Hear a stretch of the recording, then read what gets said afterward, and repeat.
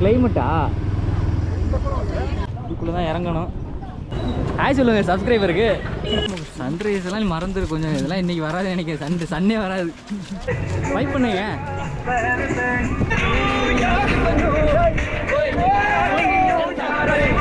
Tent போட்டு தங்குறதுக்கு அருமையான இடம். நல்லா அந்த இடத்துல உட்காந்துக்கிட்டு நல்லா வைப் பண்ணோம்னா அருமையாக இருக்கும். வீடியோ பார்க்குற எல்லாருக்கும் வணக்கம். இன்றைக்கி நம்ம எங்கே போகிறோம்னு பார்த்தீங்கன்னா அழகான ஒரு மலை பயணத்துக்கு தான் போகிறோம். இந்த இடம் எங்கே இருக்குதுன்னு பார்த்தீங்கன்னா நந்தி ஹில்ஸ், அதாவது பெங்களூரில் இருக்குது. நீங்கள் பெங்களூர் மெயின் சிட்டிலேருந்து 60 கிலோமீட்டர் தூரத்தில் இருக்குது.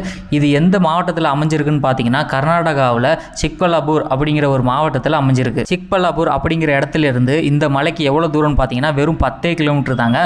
உங்களுக்கு டேரெக்டாக நீங்கள் பஸ்லேயும் வரலாம், இல்லை உங்களுக்கு பைக் இருந்தாலும் நீங்கள் பைக்லேயே வந்துடலாம். சிக்பல்லாபூர்லேருந்து டேரெக்டாக நந்தி ஹில்ஸுக்கு மேலேயே பஸ் அவைலபிளாக இருக்குது. இது போக நீங்கள் ஷேர் ஆட்டோவில் போகிறதுனாலும் போய்க்கலாம். கீழே எல்லா டிரான்ஸ்போர்ட்டும் உங்களுக்கு கிடைக்கும். நான் இருந்த இடத்துலேருந்து அந்த ஹில்ஸ் எவ்வளோ தூரம்னு பார்த்தீங்கன்னா வெறும் 25 கிலோமீட்டர் தான். நாங்கள் பைக்கில் போனதுனால இன்னும் கொஞ்சம் நல்லாவே என்ஜாய் பண்ண முடிஞ்சது. இந்த இடம் வந்து எல்லாரும் என்ஜாய் பண்ணுறதுக்கு தகுந்த இடமா தான் இருக்குது. அதாவது புதுசாக கல்யாணம் ஆனவங்க, இல்லை வயசானவங்க, இல்லை ஃபேமிலியாக இருக்கிறவங்க, கப்புள்ஸ், ஃப்ரெண்ட்ஸ், இது மாதிரி யார் வேணாலும் வந்து என்ஜாய் பண்ணலாம். ஏன்னா இங்கே சேஃப் அண்ட் செக்யூர் ரொம்பவே நல்லாயிருக்கு. ஒன்ஸ் நீங்கள் அடிவாரத்துலேருந்து மலைக்குள்ளே என்ட்ரி ஆகிட்டிங்கன்னா உங்களுக்கு சிக்னலுங்கிறதே கிடைக்காது.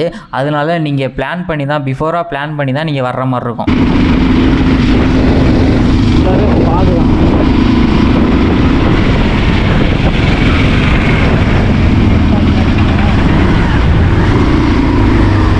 வளர்ந்துட்டான் பாரு.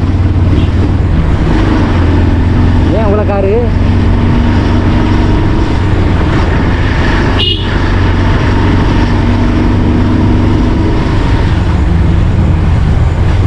எதுவும் ஆக்சிடெண்டா என்னன்னு தெரியல. ஓ கிளைமேட்டா?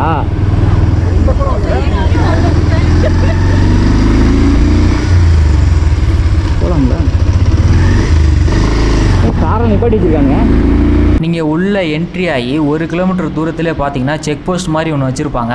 அந்த இடத்துல பார்த்தீங்கன்னா நீங்கள் ஹெல்மெட்டு போடாமல் வந்தாலோ, இல்லை காரில் ஏதாவது ஆல்கஹால் ஐட்டம் வச்சுருந்தாலோ, இது மாதிரி எதுவும் கொண்டு போனீங்கன்னா அதை அரெஸ்ட் பண்ணுறதுக்கு செக் போஸ்ட்டில் ஆள்லாம் நிற்பாங்க. கொஞ்சம் பார்த்து என்ன ஏதுங்கிறது கவனமாக போய்க்கிங்க. உங்களுக்கு போகிற வழியிலே பார்த்தீங்கன்னா ஃபுல்லாகவே வியூ பாயிண்ட்டாக தான் இருக்கும்.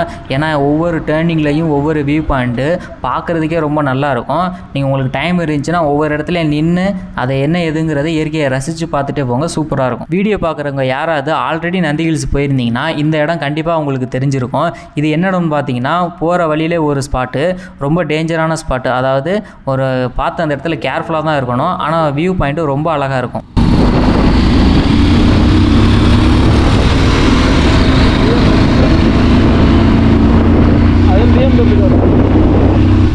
ஃபேமிலியோடு வர்றாங்க, ஃபேமிலியோடு வர்றாங்க. பார்த்தீங்களா மரம் நிற்கிது, ஆனால் கண்ணுக்கே தெரியல. நீங்கள் பெங்களூரில் இருந்தீங்கன்னா ஒரு சேஃபான பைக் ரைடு போகணும் அப்படின்னு நினச்சிங்கன்னா இந்த ஸ்பாட்டு ரொம்பவே ஒரு அழகான இடமா தான் இருக்கும்னு நான் நினைக்கிறேன். ஏன்னா பைக் ரைடுக்கு உண்மையில் அவ்வளோ பீஸ்ஃபுல்லாக ரொம்ப அழகாக இருந்தது. இங்கே சண்டே வந்து தான் க்ரௌடாகவும் இருக்கும், ஸ்பெஷலாகவும் இருக்கும். நீங்கள் பிளான் பண்ணுறதா இருந்தால் சண்டே பண்ணிக்கிங்க. பட் ஆனால் க்ரௌடாக தான் இருக்கும். ஏன்னா நீங்களே பார்த்துருப்பீங்க அந்த ரோட்லலாம் எவ்வளோ கார் நின்றுச்சுன்னு சொல்லிட்டு. இந்த பார்க்கிங்லாம் பார்த்தீங்கன்னா எவ்வளோ பைக் அண்டு கார் நிற்கிதுன்னு. ஏன்னா பார்க்கிங்கே ஃபுல்லாகி கீழே வந்தவங்களெல்லாம் ரிட்டன் அனுப்பிச்ச டைமும் இருந்திருக்கு. நாங்கள் வந்து பைக்கை வந்து பார்க் பண்ணிவிட்டு அப்படியே டிக்கெட் கவுண்டருக்கு வந்துட்டோம். இந்த டிக்கெட் எதுக்குன்னு பார்த்தீங்கன்னா நம்ம பார்க்கிங்கான டிக்கெட்டு. நீங்கள் பார்க்கிங் இல்லாமல் பஸ்ஸிலையோ இல்லை ஷேர் ஆட்டோலையோ வந்தீங்கன்னா உங்களுக்கு டிக்கெட்லாம் தேவையில்லை, உள்ளே அலோவ் பண்ணுவாங்க. நீங்கள் இன்கேஸ் பைக்கு காரு அப்படி வந்தீங்கன்னா நீங்கள் கண்டிப்பாக டிக்கெட் எடுத்தால் மட்டும் தான் உள்ளே அலோடு பண்ணுவாங்க. ஹாய் சொல்லுங்கள் சப்ஸ்கிரைபருக்கு.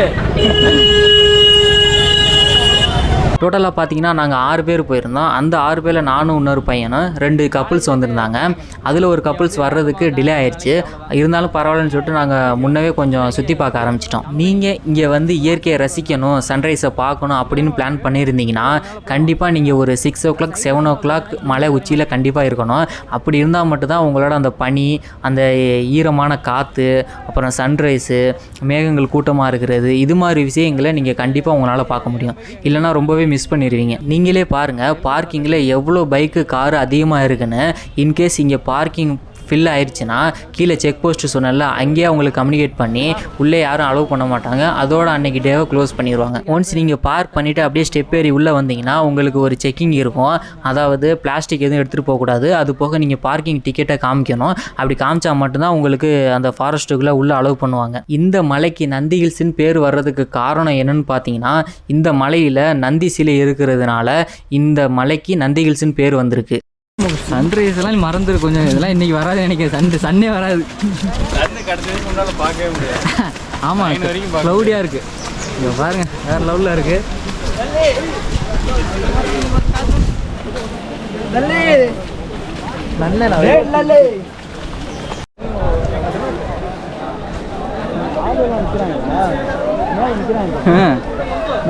பாருங்க உள்ளலாம் நிற்கிறாங்க. உச்சியா? உச்சி.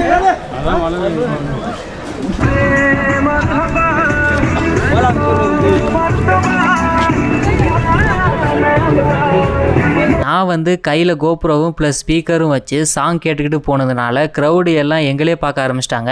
எங்களுக்கு ரொம்பவே சையாக இருந்தது. இருந்தாலும் பரவாயில்ல, சரி வீடியோ எடுப்போமேன்னு சொல்லிட்டு எடுத்துக்கிட்டு தான் இருந்தோம். பப்ளிக் ரியாக்ஷன் பார்த்தீங்கன்னா உண்மையிலே கொஞ்சம் ஒரு மாதிரி சையாக தான் இருந்தது. என்னென்னு பார்த்தீங்கன்னா சில பேர் கேமராக்கு முன்னாடி ஹாய் காட்டுறது, அப்புறம் டான்ஸ் ஆடுறது, ப்ரோ என்ன சேனல் ப்ரோ அப்படின்னு இந்த மாதிரி சில விஷயங்கள்லாம் கேட்டுக்கிருந்தாங்க. கேட்குறதுக்கு மாதிரி நல்லா தான் ஒரு புதுவிதமான ஃபீலிங்ஸாக இருந்தது. இதுதான் அந்த மலையோட உச்சி. இதுக்கு மேலே எங்கேயும் போக முடியாது. இந்த இடத்துல பார்த்தீங்கன்னா உங்களுக்கு கம்பி வேலி மாதிரி போட்டிருப்பாங்க. இதை தாண்டி எதுவும் போகக்கூடாது அப்படிங்கிற போர்டும் வச்சுருப்பாங்க. இன்கேஸ் உங்களுக்கு அங்கே ஏதாவது எமர்ஜென்சினா உள்ள கார்டும் இருப்பாங்க. மேலே வந்து போலீஸ் ஸ்டேஷன் மாதிரி ஒன்று இருக்கும். நீங்கள் அவங்களோட ஹெல்ப்பையும் கேட்டுக்கலாம். நீங்களே இந்த இடத்துல பார்க்கலாம் பனி எப்படி பெய்யுதுன்னு. அதாவது மழை பெஞ்சு தண்ணி விழுகிற மாதிரி பனி பெஞ்சிக்கிட்டு இருக்கு. நான் கொஞ்ச நேரத்தில் பார்த்தீங்கன்னா எங்கள் தலை ட்ரெஸ் எல்லாமே நனைய ஆரம்பிச்சிருச்சு. ஏன்னா அந்தளவுக்கு பனி பெஞ்சிக்கிட்டு இருந்துச்சு.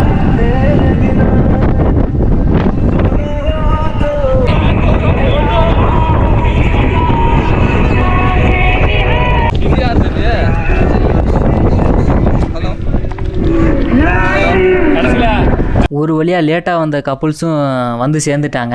அதுக்கப்புறம் பார்த்தீங்கன்னா எல்லாம் ஒன்றாவே தான் சுற்றிக்கிட்டு இருந்தோம். என்னடா இந்த மரம் அழகாக இருக்குல்ல? இது முதலே தெரியவே இல்லை. ஹலோ ஹலோ ஹலோ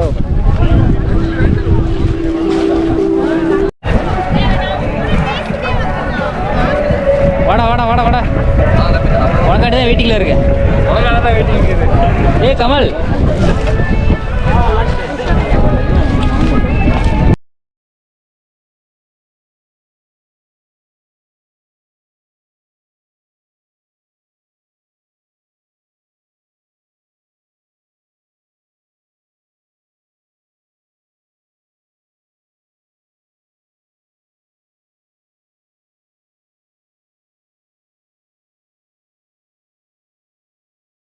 அப்படியே நாங்கள் வீடியோ எடுத்துகிட்டு மூவ் பண்ணி போய்கிட்டே இருக்கும்போது பார்த்திங்கன்னா ஒரு கேங்கு.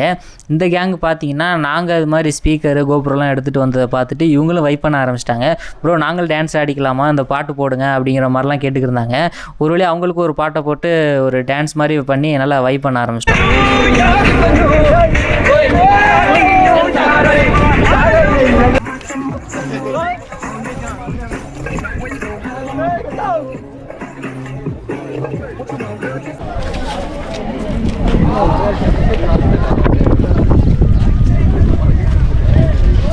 இங்கே ஊட்டி கொடைக்கானலாம். இந்த நந்தி ஹில்ஸ்லேயே முக்கியமான பாயிண்ட் என்னன்னு பார்த்தீங்கன்னா இந்த வியூ தான். இந்த வியூ பார்த்தீங்கன்னா உங்களுக்கு சம்மரில் க்ளவுடு வந்து நல்லா ஒரு மாதிரி கூட்டம் கூட்டமாக இருந்து பார்க்குறதுக்கு நல்லா ஒரு பெட்டு மாதிரி இருக்கும். இப்போ நல்லா ஒரு பனி பெய்கிறதுனால உங்களுக்கு கீழே கிரவுண்டில் என்ன இருக்குங்கிறது சுத்தமாக தெரியலை, ஒரு வெள்ளையாக தான் தெரிஞ்சுது. இதுவே பார்க்குறதுக்கு கிளியராக கொஞ்சம் கிளியரானதுக்கப்புறம் வியூ சூப்பராக இருக்கும். இந்த ஹில்ஸ் வந்து கிட்டத்தட்ட 4800 அடி உயரத்தில் இருக்குது.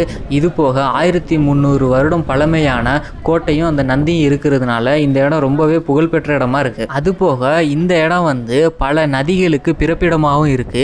இந்த இடம் எதுக்காக உருவாக்கப்பட்டதுன்னு பார்த்தீங்கன்னா அந்த காலத்தில் மன்னர்கள் வந்து கோடை விடுமுறையை என்ஜாய் பண்ணுறதுக்காகவும் சரி ஒரு ஓய்விடமாக கழிக்கிறதுக்கும் இந்த இடம் உருவாக்கப்பட்டதாக புராணங்கள் கூறுது. அதுக்கப்புறம் இந்த இடம் வந்து ரொம்பவே டெவலப் ஆக ஆரம்பிச்சிருச்சு.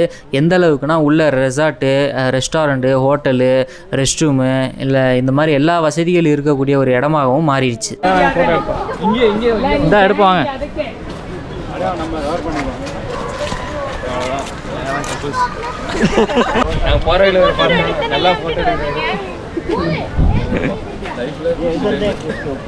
இப்போ டைம் பார்த்தீங்கன்னா ஆல்மோஸ்ட் ஒரு 8:30 கிட்ட ஆயிடுச்சு. 9 ஆக போதா? ரைட்டு. 12 மணி ஆகிறதுக்கு இன்னும் 3 மணி நேரம் தான்டா இருக்குது. 12 மணி ஆகிறதுக்கு 10 ஆக போகுதுடா அப்படின்னு டைம் பாருங்கள். டைம் பாருங்கள் 9:46. இந்த இடத்துல சுற்றி பார்க்குறதுக்கு ஏகப்பட்ட இடங்கள் இருக்குது. நீங்கள் இந்த போர்டை பார்த்தா தெரியும். இந்த போர்டில் இவ்வளோ பிளேஸ் இருக்குது. பட் இருந்தாலும் மக்கள் வந்து சில இடங்களை மட்டும்தான் பேசிக்ஸாக எல்லோரும் கவர் பண்ணக்கூடிய இடங்களை மட்டும் கவர் பண்ணிட்டு கிளம்பிடுறாங்க. இந்த ஹில்ஸ்லேயே எனக்கு ரொம்ப பிடிச்ச இடம்னு எதுன்னு பார்த்தீங்கன்னா இந்த இடத்த தாங்க நான் கண்டிப்பாக சொல்லுவேன். ஏன்னா இந்த இடம் வந்து ஒரு சினிமேட்டிக் லுக்கில் இருந்தது.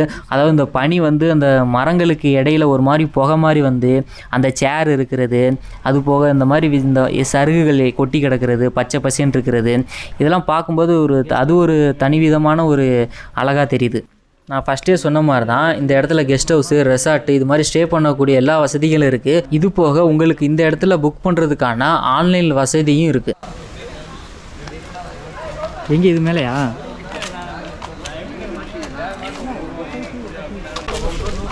இருக்கும். நாங்கள் போனது உண்மையிலே அருமையான கிளைமேட்டுன்னு தான் சொல்லணும். ஏன்னா ஒரு மாதிரி பனி பெஞ்ச மாதிரி, மழை பெஞ்ச மாதிரியும், ரொம்ப பச்சை பசேர்னு காற்று நல்லா வேகமாக அடிச்சுட்டு உண்மையிலே அவ்வளோ அருமையாக இருந்தது. அந்த இடத்த விட்டு வர்றதுக்கே உண்மையாலுமே மனசு கிடையாது, அவ்வளோ அழகாக இருந்தது.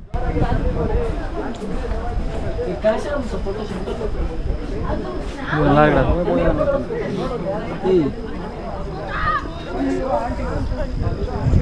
இது போக நீங்கள் ட்ரெக்கிங் வரணும் அப்படின்னு ஆசைப்பட்டிங்கன்னா அதுக்கு தனியான ரூட்டெல்லாம் இருக்குது. இது நீங்கள் ஃபாரஸ்ட் ஆஃபீஸர்கிட்ட நீங்கள் ஒரு பர்மிஷன் மாதிரி வாங்கணும். வாங்கினதுக்கப்புறம் தான் உள்ளே உங்களை அலோவ் பண்ணுவாங்க. நீங்கள் கீழேருந்து மேலே வரும்போது நீங்கள் இந்த ரூட்டையும் சூஸ் பண்ணலாம்.